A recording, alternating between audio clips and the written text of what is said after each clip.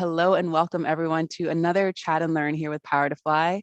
My name is Mariella Marie, and as always, super excited to roll into this next hour with you all. Our guest is calling from Vancouver today. I'm calling from Patagonia in Argentina. We've got Kentucky representing, Fort Lauderdale, Florida, Guatemala, Tampa, Florida, San Antonio, Texas, Pittsburgh. Let us know where you're calling from. If you're just joining us, go ahead and drop that in the chat. We'd love to give you all a shout out here. As we're about to fly through this hour, you all had some great questions that you submitted previous to this conversation. So I just want to set us up with some housekeeping guidelines so that we can all stay comfortable and confident in this next hour. So the hour's going to fly by super quickly. You all are going to see. So make sure you use the chat box to write any extra questions or reflections that come to mind if you didn't get a chance to submit those questions before today's conversation. If at any point anyone wants to hop off mute, just give me a cue by either letting me know in the chat that you'd like to hop off mute. You can also raise your emoji hand, or just give me some cue to let me know so that when the time is right and as time allows for it, I can give you permission to hop off mute. Now, if you do hop off mute, you'll be featured in our live recording as this is being recorded. And if you signed up for this conversation, be looking out for a rewatch email. That email will include a link to this recorded conversation, as well as any resources that our guest speaker might bring up throughout the hour. So be sure to look out for that rewatch email. If anyone has any sensitive information and you prefer to be kept anonymous, you can find me in the chat under Mariella Marie. Write to me privately there, and I will raise your question or your reflection and keep you anonymous. And the last thing I'll say is we'd love for you to follow Power to Fly on socials and subscribe to our YouTube channel so you can keep up with all the great chats we've got in store. Now, I do see some familiar names here joining us live, but if this is your first time joining where I'm moderating, just take a couple of moments to introduce myself. So my name is Mariella Marie. As I said, I'm calling from Argentina, and I am a social impact multimedia producer, and I love speaking about the importance of developing our emotional intelligence at home, at work, and at play. I'm looking forward to seeing how we can interweave some emotional intelligence in this conversation that is very material and important, and it allows for us to, grow in different ways. So if anyone is interested in philosophizing with me or sharing any actionable tips on how we can deepen our emotional intelligence and specifically how it relates to today's topic, please just shoot me a message in the chat and I would love to hear from you. Otherwise, I invite you all to support the project that I'm working on that is called the Positive Force Team, or I'm happy to connect on LinkedIn. Now, without further ado, I'd like to pass the mic to our guest speaker, Jillian, who's calling from Vancouver today. Let us know a little bit about yourself for those who have not had a chance to hear from you, and why you do what you do, as well as what you're excited to kick us off with today for our conversation. Yeah, thanks so much for having me. I'm really excited to be here today. I love what Power to Fly does. So my name is Jillian. I'm co-founder of The Thoughtful Co., and I've spent my career in executive compensation. So started off in consulting where I helped board of directors figure out how to pay their top executive teams, which is a lot of base salary and bonus, but more longer term equity design like stock options and RSUs and those kind of things. And then after that, I led compensation in-house at Aritzia, which is a Canadian retailer.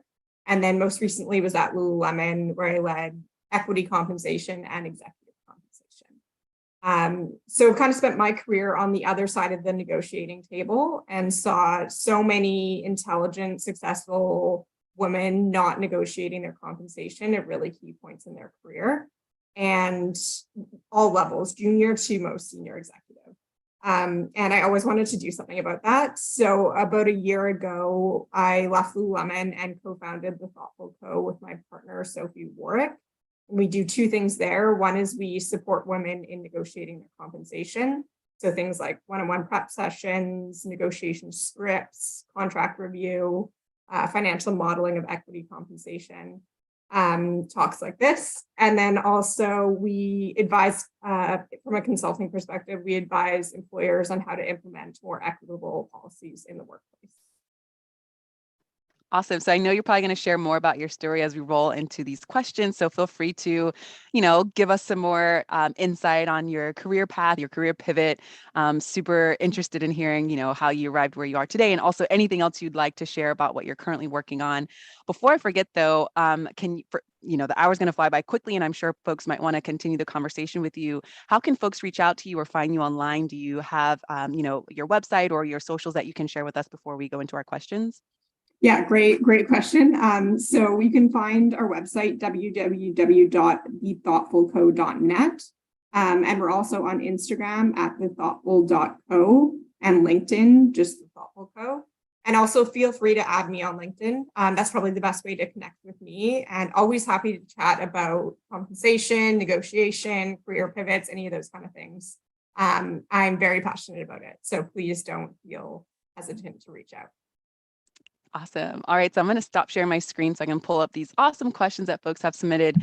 So we're going to kick off with this first question here. If you hear your question come up and you are here with us, just let us know that you're here. We want to make sure that we get that answered. If you have any last minute questions come up as well, let us know so that we can, make sure that folks who are joining us live have an opportunity to ask any questions here. So this first question reads, what are the challenges you have faced when negotiating and how did you overcome them? So this is a great moment again to just walk us through some of your personal journey as well. As I know you have a lot of insight to give, for those who might have specific questions, but just to come back to square one, again, what are the challenges you have faced when negotiating and how did you overcome them? Yeah, I don't think I've actually ever been asked like my personal challenges. And I think that's an interesting question because I've spent my career in compensation. So I've always seen it as like very technical and not as much as an emotional thing. So I've always negotiated because I've kind of been on the other side. And I think what's been so impactful for me to see over my career, and especially in the past year after helping so many women, is the vast majority of women have never negotiated in their life. And I think it's crazy to see because employers often expect negotiations. It's not something that's taboo or shouldn't be done. But so many women haven't negotiated. And I think the biggest challenge that women face is we don't feel 100% confident asking for what we deserve. And that's, we face so many biases and we subconsciously internalize them in a lot of cases and are really nervous. And I think the biggest advice that I have around that is really allocate the time to feel 100% confident in what you're asking for. We spend so much time working really, really hard for our companies. We add so much value. We do so much for them. We do not spend that much time making sure we're getting the best possible offer or role or whatever it might be. And so allocate the time, prep, practice, think through all the different situations, leverage online databases, contacts, mentors, advisors if you need to feel 100% confident in what you're asking for. And then the conversation will be a positive one. I think the biggest challenge is when we don't feel confident in what we're asking for and we're not fully prepared. And then the conversation might not go exactly how we want it to go.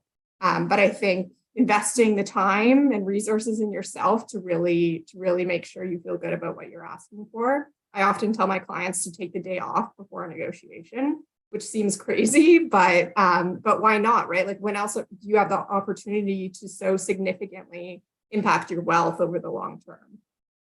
So yeah, that's kind of twisting the question a little bit. I haven't had huge challenges in negotiations just because I've been on the other side and I see it more technically. But I think the biggest challenge for a lot of my clients is really just feeling confident in what you're asking for. I love that. Thank you so much for sharing your personal experience. It's also really nice to see that you haven't really gone through those challenges. Hopefully we can all, get to that point, especially, as women and just marginalized people in general who have been more afraid to speak up and ask for more for fear of lots of things, right? So, and I love what you were saying about, taking time to practice. And on these kinds of conversations, I like to invite our live callers, at least those who have access to the chat here, to drop their preferred ways of connecting and maybe friendly reach out, in a friendly way to people and see if you can practice with them just to break the ice. I love that you're saying to take the day off too before. So, if anyone is in the middle of or about to try to negotiate a salary or renegotiate, maybe you can reach out to a couple folks who are on here today with us. So drop your preferred ways of connecting. It could be your LinkedIn's, your emails, your websites.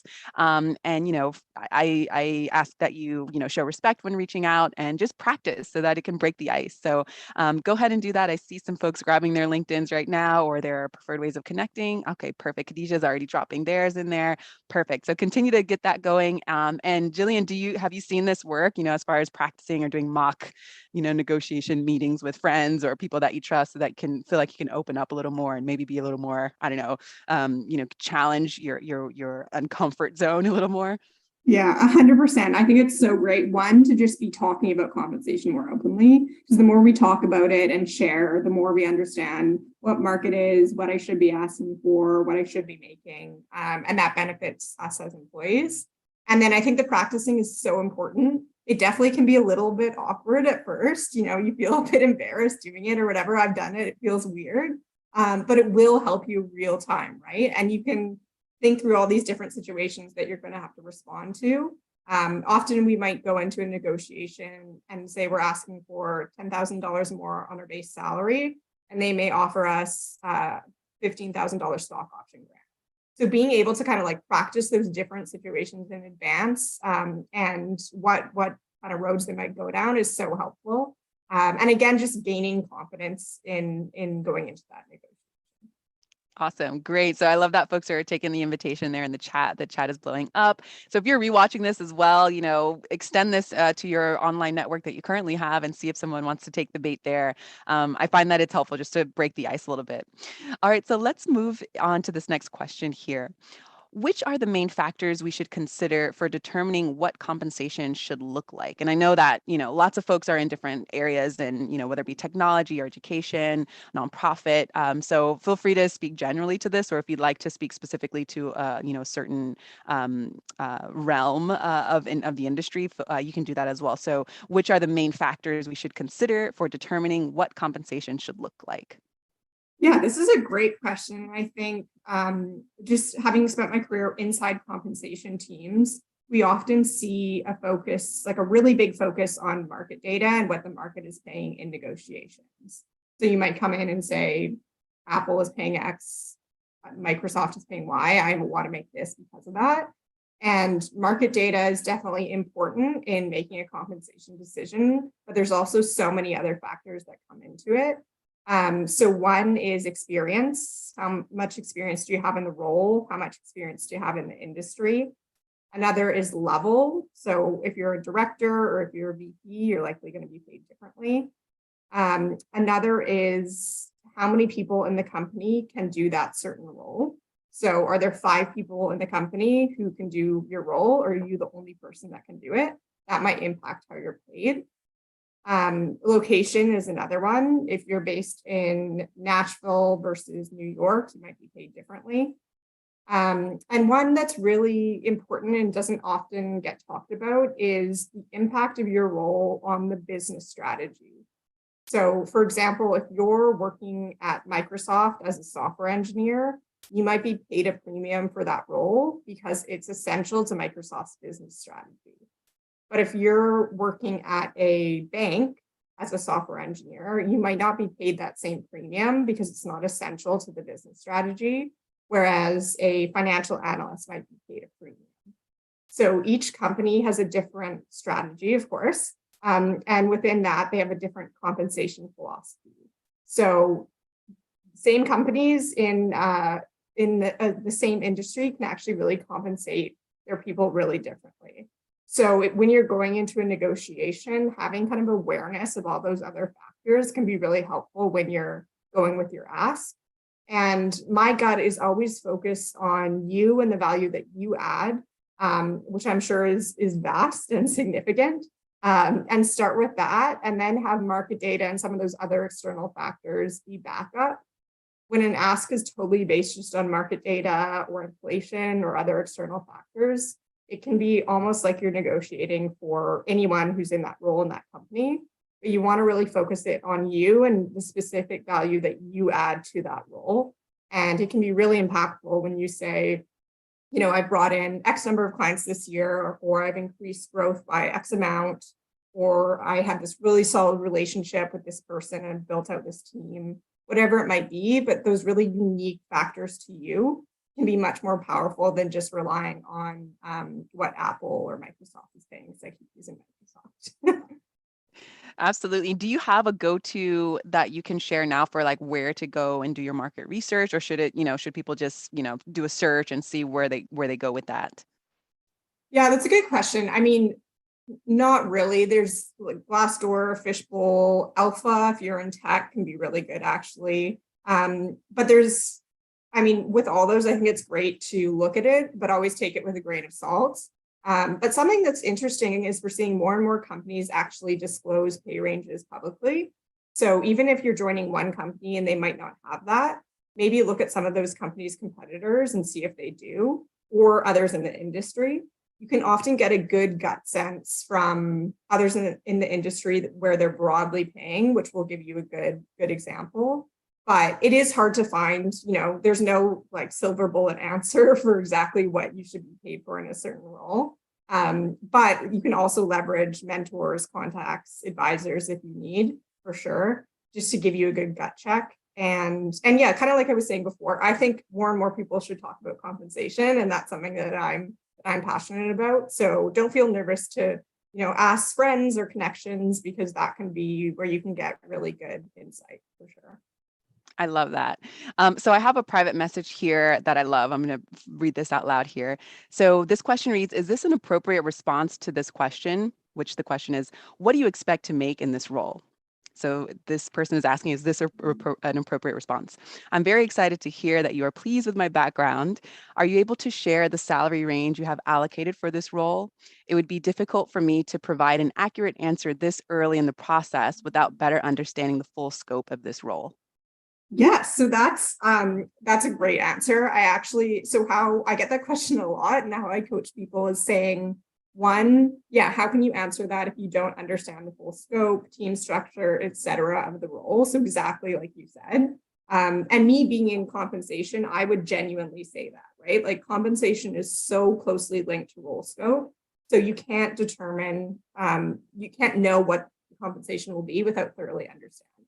So I think that's great point to bring up. And the one other piece I would bring up is within compensation, there's often many different components. So base salary, bonus, and equity are usually the three biggest, depending on what industry you're in.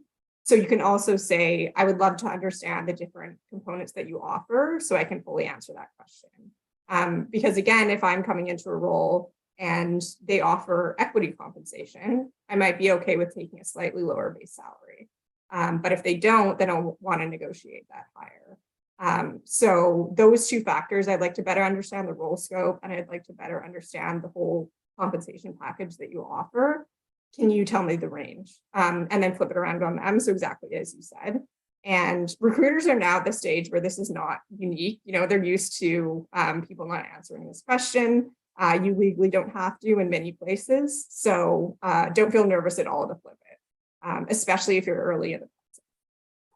Yes, I feel like it's showing that you're prepared, and I love it's a reverse question almost. You're getting them to give you more information, and then hopefully there's another conversation, and then you can use that to help dive deeper there. So thank you for that private message. I hope that helps everyone here.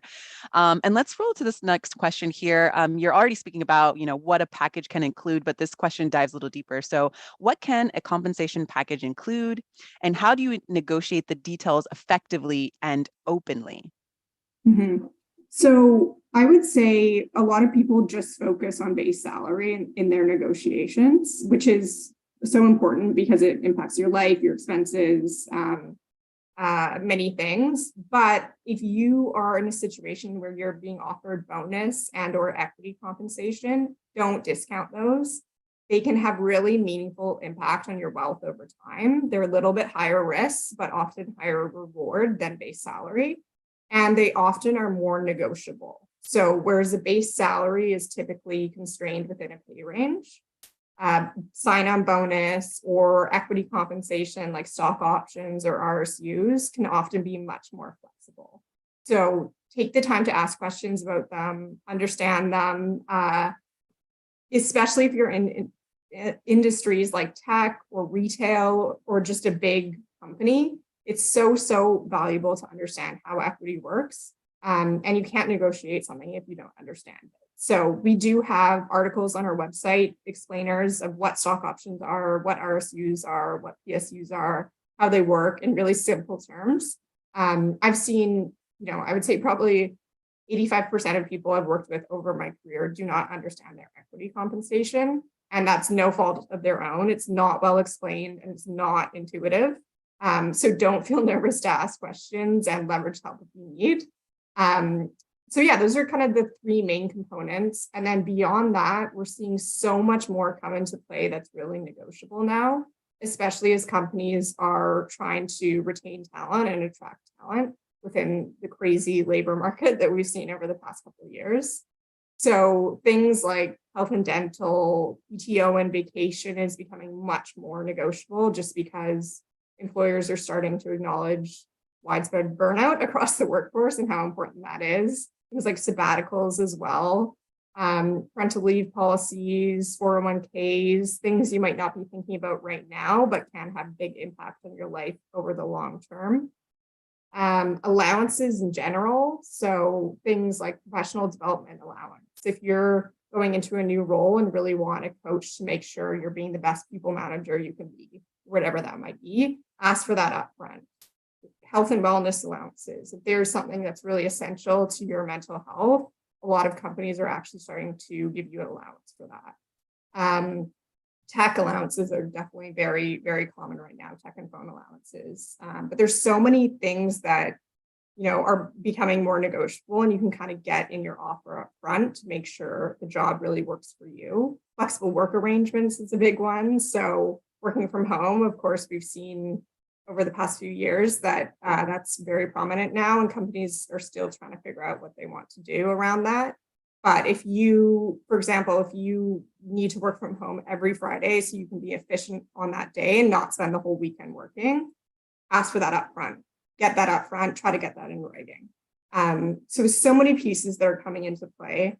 And then the one other thing I'll bring up is just as you get more senior in your career, you'll start seeing non-competes, confidentiality, severance, all these other legal policies that'll start just being added to your contracts.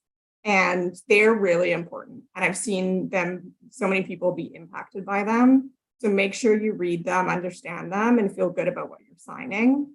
Things like severance, there's common market practice, right? Like once you get to a certain level, you can expect 6 months of severance. So leverage advisors around those if you need. We support with that kind of work because we do think it's so important for you to understand every single piece of your contract and feel good about what you're signing. So that's another piece that isn't the most exciting one, but it can really impact you over the long term. Well, I feel like we've all been there, right? There's so much language and new jargon, especially, Khadija writes, sign-on bonus is such a new and strange concept for me, switching from hospitality to project management. Lots of people are career pivoting, over the past several, years, and especially now. So this language that we need to, I guess, we need advisors or we need people to just be real with us and transparent so that we can have that language to know this is something important that could affect me even, long term. So actually, this is a good segue into this next question, which reads, what should we take into consideration when thinking about long-term benefits?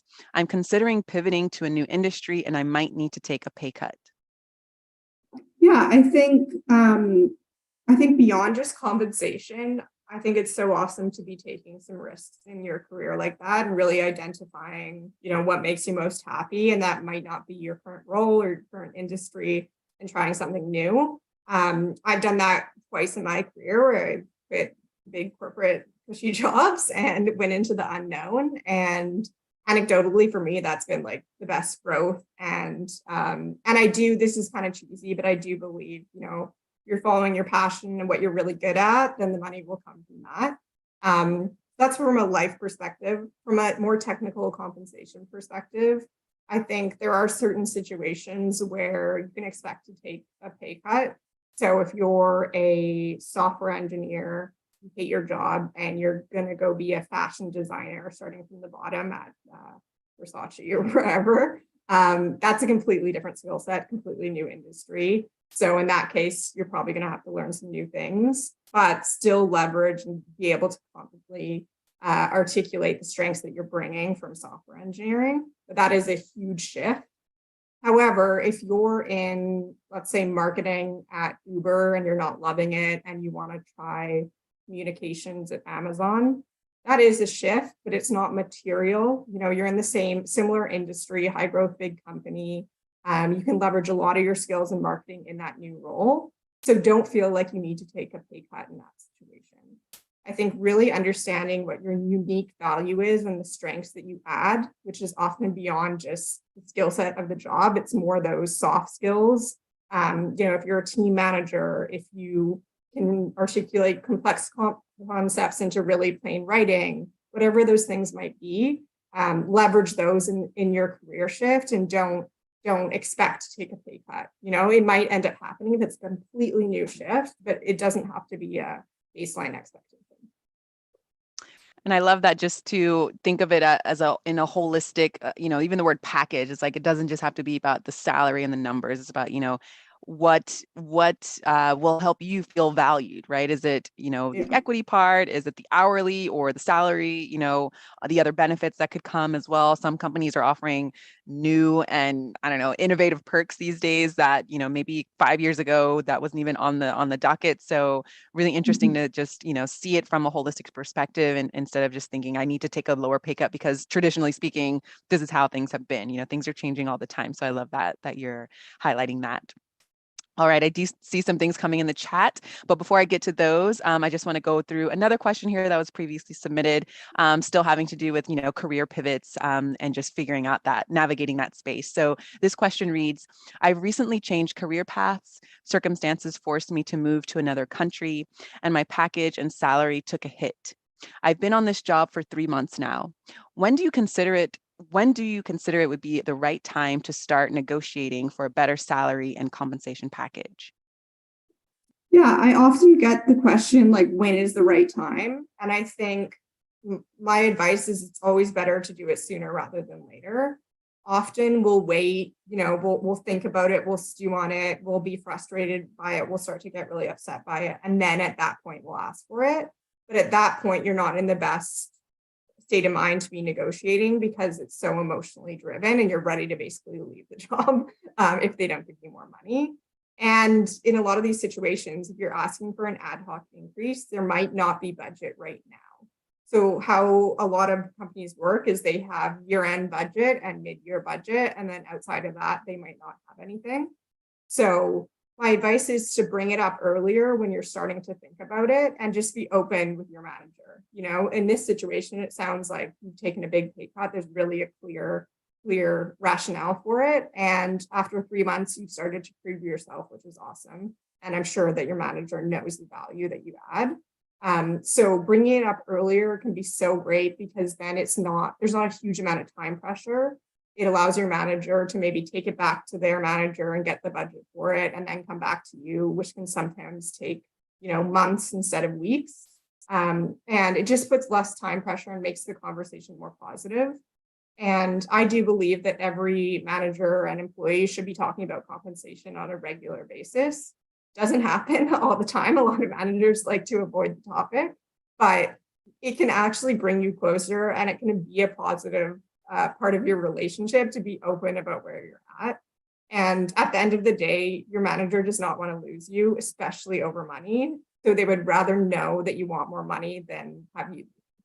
I totally advocate for bringing it up earlier rather than later. So you can kind of start the discussion knowing that it might not be right away when you get there. Awesome. Thank you. And I think, you know, as far as it's beautiful to see more and more folks leaning into transparency. I mean, we've got a long way to go, of course, but I can say, like, in you know, one generation, we've become more transparent in several different areas, and the workplace is one of them.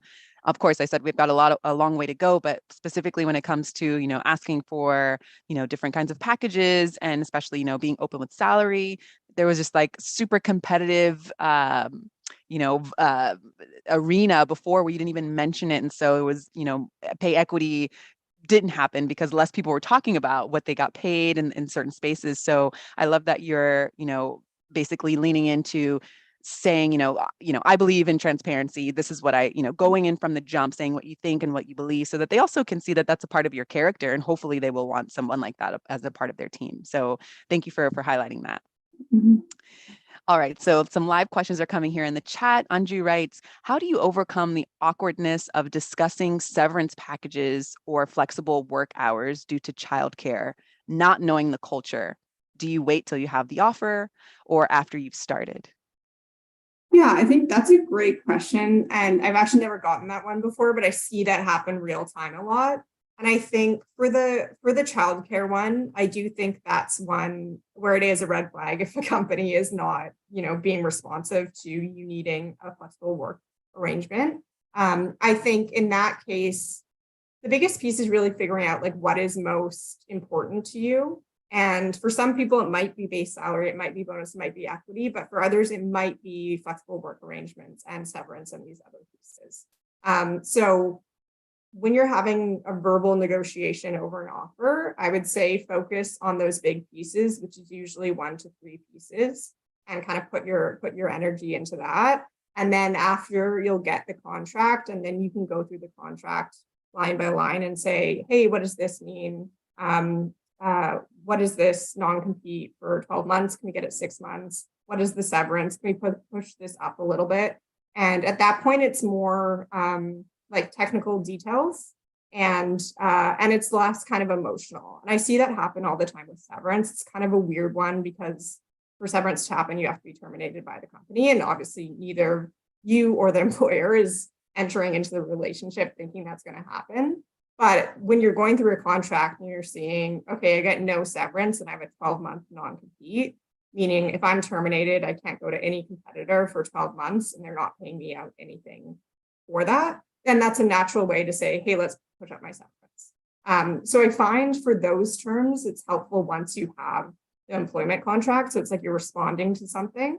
But for the flexible work arrangements ones, if that is, your deal breaker and most important to you, then that can be like, bring that up in the initial. And I think, it is illegal for employers to not be hiring you because of that. And I haven't seen an employer do it. And I think, obviously I'm a big feminist, and I would really not want anyone to join an employer who's really negative about that. But I think it's important to bring it up and kind of, say it up front and see their response. And that's a good gut check with the employer. I know there's situations where you do, you need a job to pay off a mortgage or pay for your family or all these other things. But still, I think being upfront about that, so making sure the job works for you is really helpful, because if you do need those flexible work arrangements, you need that accommodated. So. Awesome. So folks are just writing in the chat saying this is awesome information. I got some private messages here. So let me get to some of the previously submitted questions, and then I'll get to these folks who are writing in the chat now. But I really appreciate everyone for participating in this conversation. All right, so let's move on to this next question here. I scheduled a meeting with my boss to talk about a raise, but I got scared of getting a no from him. So we ended up talking about something work related. How do I deal with my fear of asking for a raise? Any tips for feeling more comfortable speaking about money?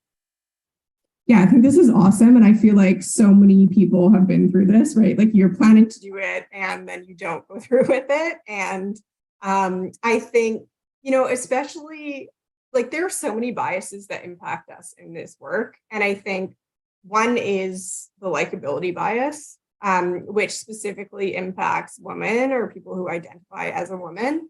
And that is, we're supposed to be nice and agreeable and communal in the workplace to be liked, which impacts how our performance is assessed. But at the same time, we're supposed to be assertive, which enables people to see us as a leader. So we're constantly balancing these conflicting demands, which are pretty impossible to do. And then we throw negotiating into the mix. And a lot of women just choose not to negotiate because they don't want to tip that balance too far one way, to the aggressive side or the assertive side. And I think that's the bias that I see impacting day to day my clients and women I hear from. And I think that's the bias that's probably impacting that situation, right? Like we're subconsciously internalizing that I don't want to be seen as too aggressive or assertive. And so I'm going to choose not to. And we're we've been socialized not to ask for what we deserve or what we want. So it can feel really awkward and hard for us to do that. And I think the biggest advice again is the practicing, taking time to feel really, really prepared and confident in what you're asking for before you go into that conversation.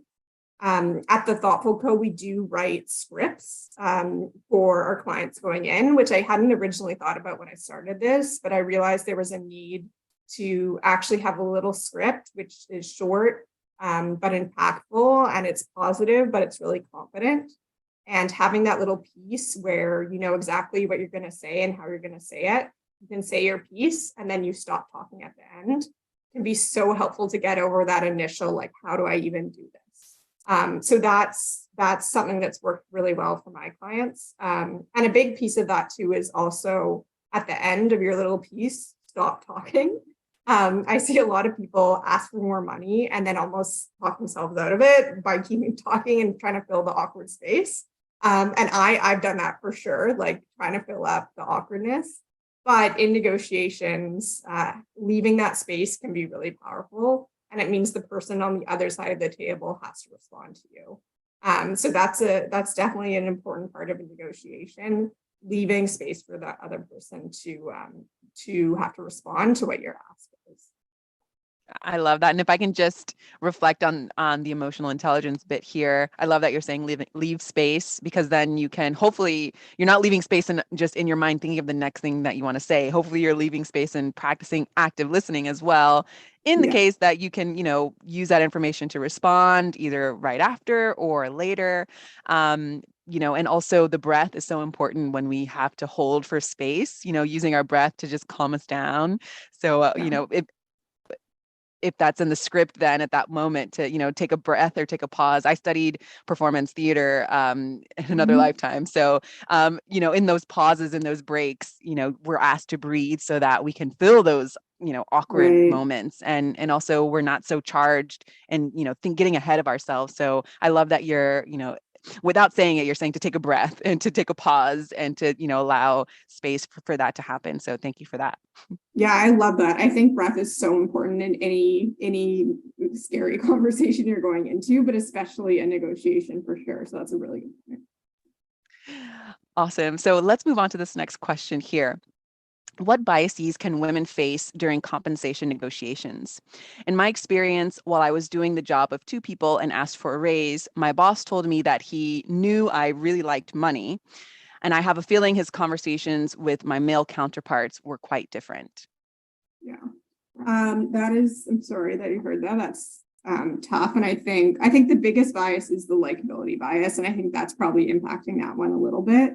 But there's other ones. So women expect and ask for lower compensation than men do. So just that's a good one. I think when you're, worrying about asking for maybe $5,000 more or whatever it might be, know that your male counterpart may be asking for 10 grand. So that's a really studied one that's out there. There is the bias that, women are more likely to be called aggressive or assertive or bossy in the workplace. You've probably heard that one, but I do think that one impacts negotiations, unfortunately. And I think how I kind of respond to that one is knowing that negotiations don't have to be a negative, aggressive thing. You can ask for more money in a positive way and still be clear and concise and confident in what you want. It doesn't need to be this big, like, negative, aggressive situation. And that's actually one of my favorite things to support clients with, is knowing that it can be positive. It enables so many more women to ask, right? Like, you can say, I love working here. I really see myself here long term. And because of that, I wanted to be totally open with you that I do want more compensation. I'm looking for whatever, $50,000 or whatever it might be. And I wanted to bring this up so I could be transparent with you. So it's almost like you're bringing it up to advantage your manager. And that's really why you are doing it, right? Like, you're bringing it up because you want to stay at the company. So let's frame it in that way, right? Like, it doesn't need to be negative, but you still need to be confident and clear in your ask and feel empowered to do that, especially in this current employment environment. Every company I'm working with is so stressed about attracting and retaining people. So know your power in this situation. And other biases that I'll just kind of name quickly. Women are more often to be associated with family, whereas men are more often to be associated with career. So that's like a quick association that most people do have. And there's another one: for every 100 men promoted to manager, only 80 women are promoted. And so these things are just good to know. I think it's really important to talk about them because I do think they are subconsciously impacting us. And I think it's good to name them and know they exist, but also know companies are starting to, they're starting to come into awareness. You've probably heard some of these before. Companies are trying to adjust. I don't think they're 100% there yet, but they're trying to course correct some of these biases, which is good. And also use them to motivate you. That's what I do. Like when I hear for every 100 men promoted to manager, only 80 women are promoted, that makes me want to go and ask for promotion right when I deserve it, not 6 months later after I've thought about it for a very long time. So know they exist, know we can push against them, and also use them to kind of motivate and fuel you in your negotiations.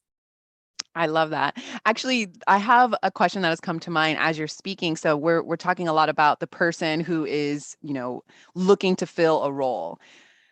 When does it become some responsibility for a manager that you'd say like you're already on the team to expect for people to ask for a renegotiation, and so that lips aren't sealed and people are just kind of keeping their heads down?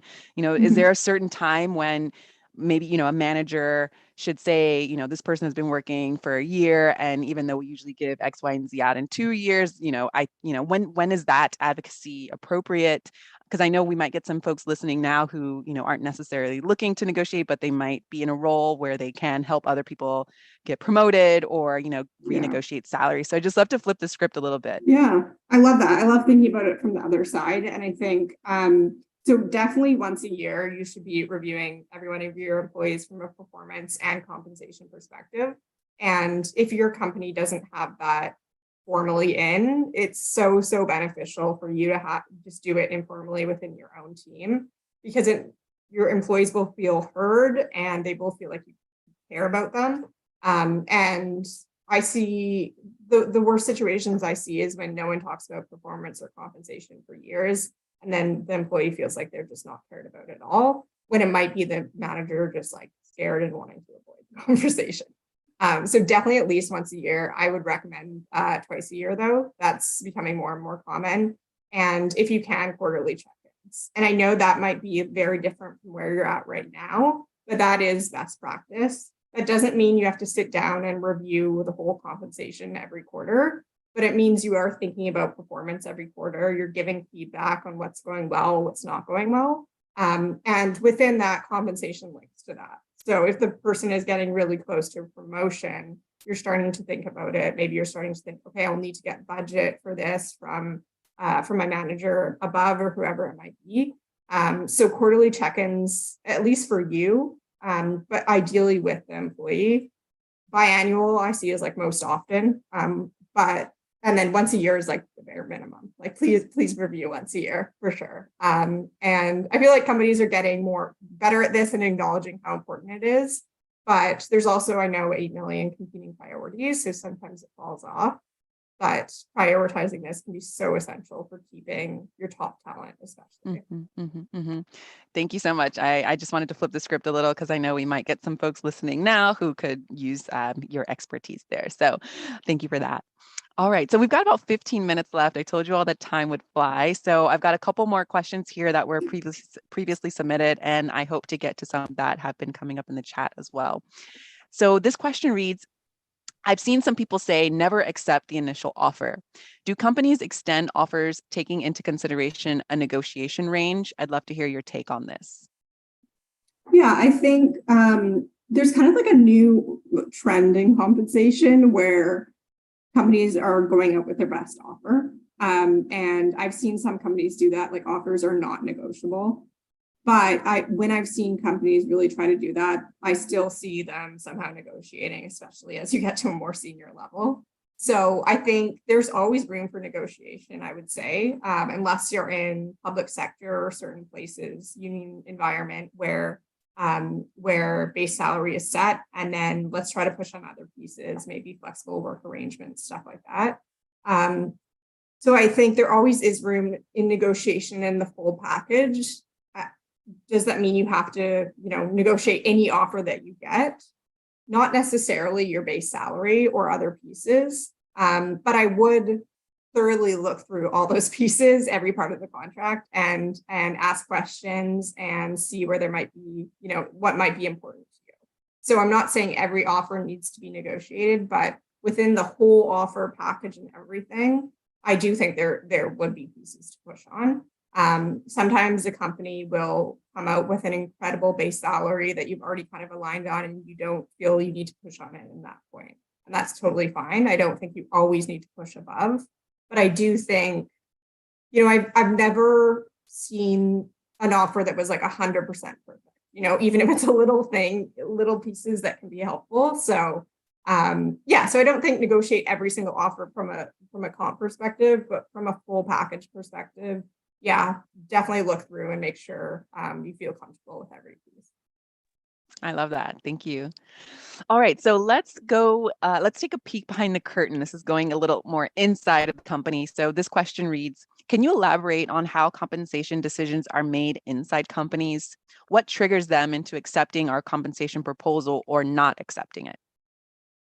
Yeah, so I think kind of some of those pieces I identified before is how they come up with an an initial proposal. So market data, experience, role scope, importance of the role to the business strategy, location, performance are kind of like the main pieces. And then beyond that, some companies will have pay ranges.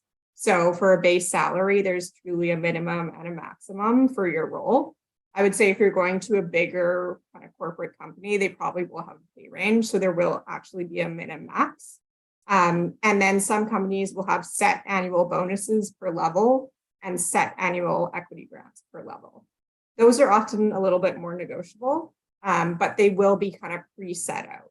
So within that, there's usually, if you're at a big company, there might not be a huge amount to negotiate within that. But all those other pieces that I'm talking about, there usually is a lot that is expected, honestly, to be negotiated. So things like vacation or severance or non-compete, stuff like that, especially if you're at a more senior level, it is really expected to be negotiated. How a compensation team will make the final decision is really, it's weighing financial versus HR team benefits. And most compensation teams or whatever team you're going into does have a financial budget that they can't go over. So it is a consideration within it. And employee costs are a huge line item of a company. So no, there is a financial, weight, but you demonstrating the value you'll add, the ROI you'll bring, all these things that you'll do can really help to kind of sway that and outweigh that. So that's why I like to focus on those impactful, almost emotional pieces about you, instead of just the market data, which the compensation team likely already knows. So it's not really new information for them. Awesome. I love that. All right. So last previously submitted question, and then we'll go into these that are in the chat here. So what are the compensation decisions we should make if we are deciding between staying at a company or looking for a new company? That's an interesting one right now, for sure. I read something the other day called the loyalty tax, that you're almost paying a tax by staying at your current employer because we're seeing such big increases when you go to a new company. So I think I'm definitely seeing big increases when you're going to new employers, but companies are starting to acknowledge that as well, for sure. And I think when you're deciding between, maybe you've been reached out to by a recruiter and you're deciding between your current role and a new company, really think, beyond compensation, what do you want to do, and think about your role first, what makes you happy first. I've been doing executive compensation for many years with people making significant amounts of money, but it doesn't matter if you hate your job. So it really comes down to the role first. And then if it is staying at your current employer, give them the opportunity to match that offer. Or, be totally open. I have been reached out to, it's much higher compensation. I want to stay here. How can we make this work for me? And so I like to say, give it the role first. And then within that, though, you have to make sure you feel valued for what you're doing. If you know you could go out and make 50K more at other roles and you're starting to feel frustrated by that, then, it can be hard to stay in that job. But I always say, give your current company an opportunity if you do love your job, because if you don't, they might have matched that, right? And I've seen people kind of just jump ship super quick, but it can be really helpful to chat through with your current manager. And then you're also kind of saving the relationship and having an open conversation about it. And it might be the case they can't match whatever that other company is paying, but you've left on really good terms in that situation.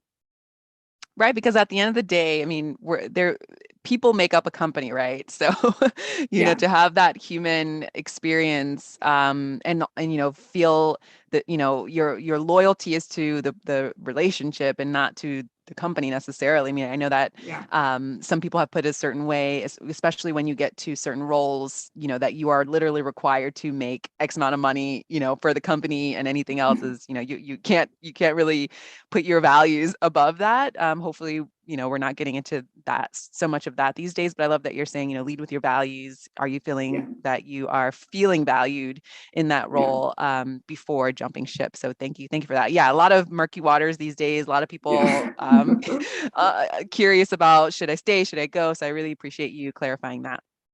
All right, so this private message was submitted a little earlier on. What should you negotiate for with the relocation package? Yeah, that's a great question. I think there's lots of different pieces, but usually, you'll want all travel covered for sure. And then you'll want like some sort of moving allowance within that. So it will depend, where you're relocating to. If it's within the same city, going to not be as strenuous. But if you're moving to a new city, depending on your level, you can get them to ship your furniture and get that covered. And then once you're there, typically they'll put you up in housing for a week or two, again, based on your level. So those are kind of like the baseline expectations of a relocation package. Totally differs between different companies. That's a very generalization of a corporate entity. But if you're at a smaller startup or something who doesn't have a really thorough program, you can just get an allowance, which can be, maybe $5,000, depending on how big your move is. And I would say just in that case, make sure that it's grossed up for tax. I've seen some clients come to me and say they got a $5,000 moving allowance, but it was before tax. So that really means, $3,000 or whatever your taxable rate is.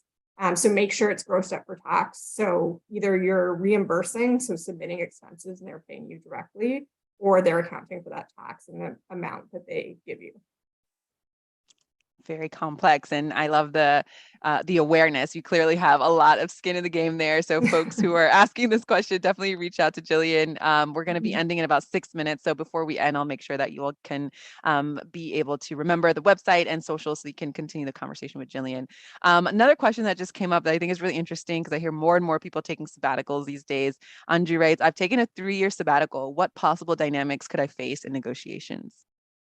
Awesome. I love that you took a 3-year sabbatical. That's amazing. I'm very jealous. I think so. In that case, it really is, the market has changed drastically over the past 3 years. I don't know the exact period that you've been in, and it will depend again on industry and role. So this is very generalized, but inflation has gone up, the market has gone up, down, and then up again. So I think there's lots of grounds to renegotiate your package. And just open it up, start the discussion with them. I think going back to the exact same package after a 3-year sabbatical, it might not be relevant anymore. And I'm sure they know that. And you still have the same skill set or potentially more, depending on what you did during your sabbatical. So leveraging that and making sure you feel confident to, open up the package again. Don't feel the need to sign the exact same one you had before, because that is quite a long time. Awesome. Thank you. Thank you for that. All right. So moving on here, another private question. How do you handle compensation conversations when the attitude of the company or manager appears that they are not trying to retain people, but willing to have a vacancy and try their luck on looking for new talent? Sounds pretty complex, but what do you say there, Jillian? I would say turnover costs are very high, so that company should be thinking about that. But I mean, in that situation, you can just be open and honest with them. And I mean, I like to be open and honest in any of these conversations when you're already in a company and see what comes back, right? Like if you're open and honest and say, I really need a 5% increase so I can feel valued for all the work that I'm accomplishing at this company, and it's a straight no that comes back. Know that one, even if it's a straight no, they're probably thinking about it, and your manager is probably worrying about it. So just asking does have impact. And then two, you can start to, where they're at.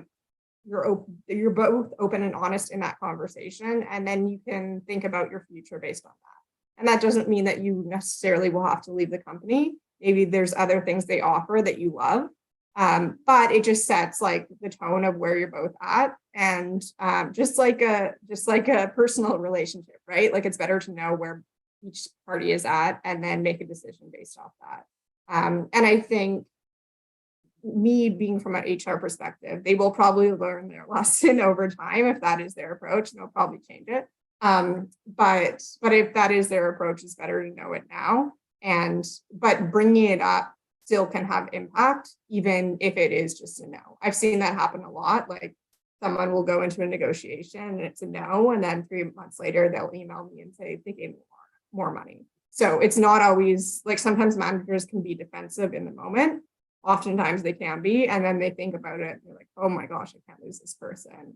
And then it comes. So that could be the case there too. Yeah, we have to consider that they're going through some internal politics. So whether they want to or not, they have to probably get approval from other people and continue with interview processes outside of that. So, oh my goodness, time has flown. We've got just about 2 more minutes left. And I know that we got some folks who wrote in the chat that didn't get their question raised here, but this is a great opportunity for Jillian to just remind us how folks can connect with you in case they have more questions or they want to work with you. How can they reach out? What's the best way to go about it as well? Yeah, definitely. So www.thethoughtfulco.net. Add me on LinkedIn or add The Thoughtful Co on LinkedIn and you'll see our posts.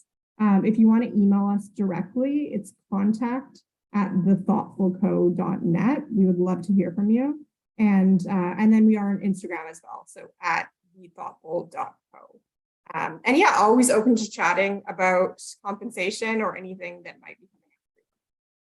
Awesome. And just final words, food for thought. You've given so much, you've shared so much knowledge in this past hour, but, for folks who might be ending this call now and going into either, practicing with someone that they just met here in this chat or going into a hiring manager interview, any food for thought that you want us to keep in mind? Yeah, I think my overall advice is just invest in yourself, and make sure you feel really good about the compensation that you're making and the role that you're in. And take the time to, if you don't take the time to prep and feel confident to ask for what you deserve. If you don't ask for something, you're not likely to get it. And I've learned that so many times with clients. So it's great to internalize that and know your power, especially in the current employment environment. Yes. Thank you so much, Jillian. It's been such a pleasure to chat with you this past hour. And those of you who joined us live or who are rewatching, good luck. Thank you for all of the questions. Be sure to reach out to Jillian. Again, that website is thethoughtfulco.net. So be sure to write to them, read their blog posts, ask for those scripts that Jillian mentioned that they have, and, be sure to first look within yourself, know your worth, and then ask for that so that people can believe you first and after you believe yourself. So I just echo all the things that Jillian has been sharing with us, and good luck, everyone. We'll see you on the next chat. Take care. Yeah, thank you so much. Thanks for the great questions and hosting. That was awesome. Yes. Okay.